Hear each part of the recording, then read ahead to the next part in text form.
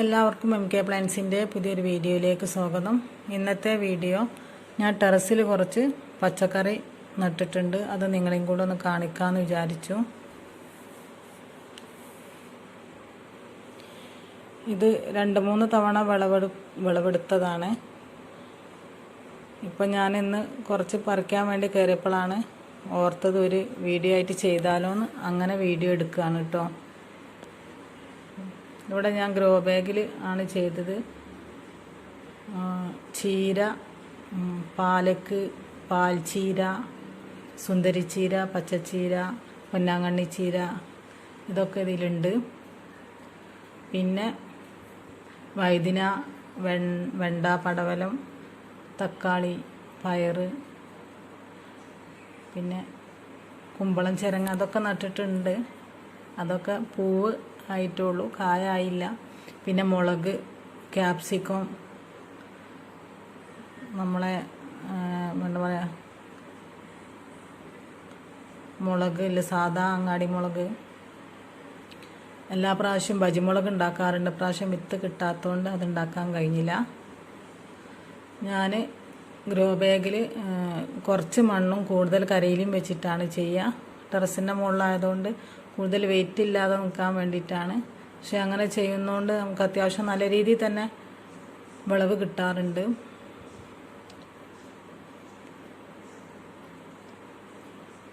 ഞാൻ ഫസ്റ്റ് ഒരു നട്ട് 2 ആഴ്ച കഴിയുമ്പോൾ NPK 19 കൊടുക്കും. പിന്നെ ഞാൻ രാസവളം ചേർക്കാറില്ല. പിന്നെ നമ്മൾ സാധാ വീട്ടിലുള്ള ജൈവവളം തന്നെയാണ്, പച്ചക്കറീൻ്റെ വേസ്റ്റും ഇതൊക്കെ വെച്ചിട്ട്, അതിൻ്റെ സ്ലറിയൊക്കെ വെച്ചിട്ട് തന്നെയാണ് ഇതിന് വളമായിട്ട് കൊടുക്കാറ്. നമ്മൾ വീട്ടിലുണ്ടാക്കുന്നതല്ലേ, അതുകൊണ്ട് കൂടുതൽ രാസവളമൊന്നും ചേർക്കാറില്ല. നല്ല ജൈവവളമായിട്ട് തന്നെയാണ് എടുക്കാറ്.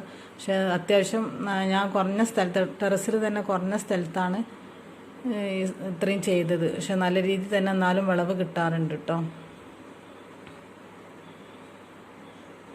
ഇപ്പോൾ ഏകദേശമൊക്കെ പയറും വെണ്ടയും ഇതൊക്കെ കഴിഞ്ഞ് തുടങ്ങിയിട്ടുണ്ട്. എന്നാലും ഇപ്പോഴും നമ്മളെ വീട്ടിലേക്ക് ആവശ്യമുള്ള പച്ചക്കറികൾ ഇതിൽ നിന്ന് കിട്ടാറുമുണ്ട്.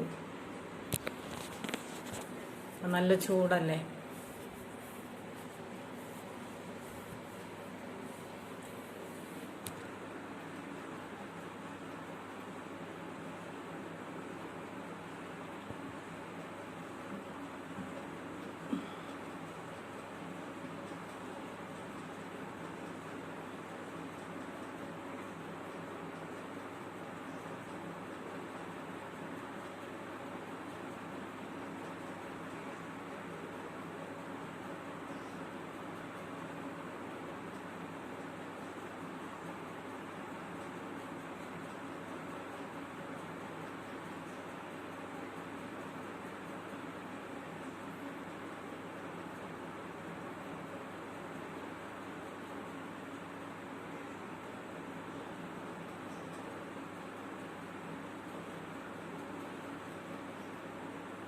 ഇത് പാലക്ക് ചീരയാണ് കേട്ടോ, പാലക്കാണ്.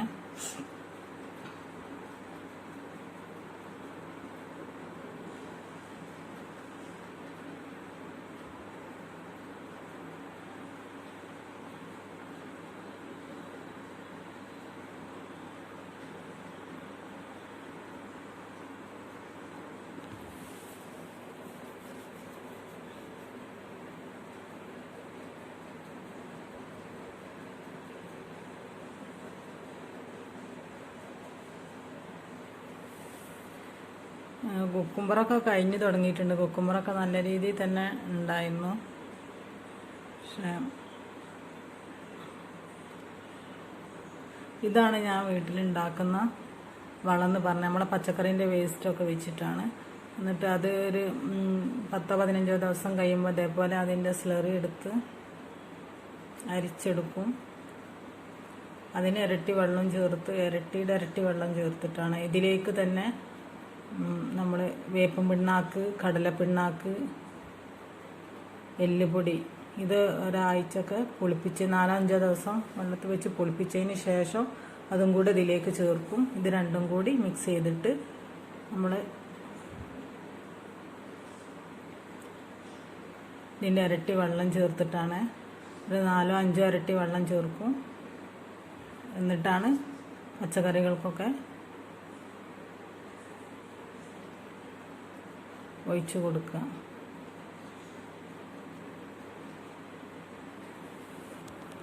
നമ്മളെല്ലാം കണ്ടിലും ഇത് നല്ലൊരു വളമാണ് ഇങ്ങനെ ഒഴിച്ച് കൊടുത്താൽ.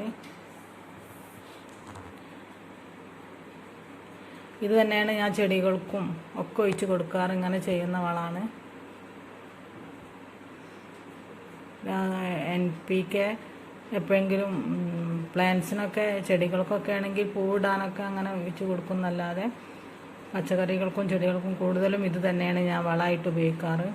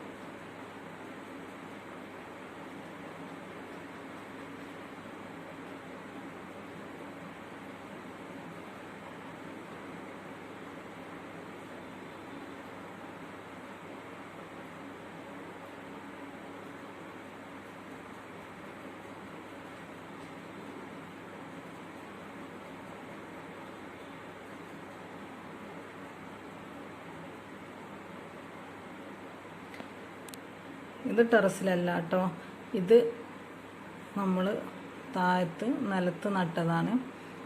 ഇത് കാച്ചിലാണ്. കാച്ചിൽ ഞാൻ ചെറിയൊരു കുഴിയെടുത്ത് അതിൽ ഇതേപോലെ കരിയില പിന്നെ ചാണകപ്പൊടി മാത്രം ഇട്ട് നട്ടതേനു. പക്ഷേ വേറെ ഒരു വളം ഇതിന് ചേർത്തിട്ടുമില്ല. പിന്നെ ഞാൻ മണ്ണിടെ ഒന്നും ചെയ്തില്ല. പക്ഷെ അത്യാവശ്യം നല്ല രീതിയിൽ തന്നെ ഇതിന് കാച്ചിൽ നല്ല വലിപ്പവും 2-3 കാച്ചിലായിട്ട് തന്നെയാണ് ഇത് കിട്ടിയതും. 2-3 കിഴങ്ങുണ്ടായിരുന്നു. അത് ഒരു 5 കിലോയിലൊക്കെ മുകളിലുണ്ട്. നല്ല അത്യാവശ്യം നല്ല വലിപ്പമുള്ളത് തന്നെ കിട്ടി. ഇത് നട മാത്രം ചെയ്തിട്ടുള്ളൂ, പിന്നെ ഇതിലൊന്നും ചെയ്തില്ല. പക്ഷെ അത്യാവശ്യം നല്ല രീതിയിൽ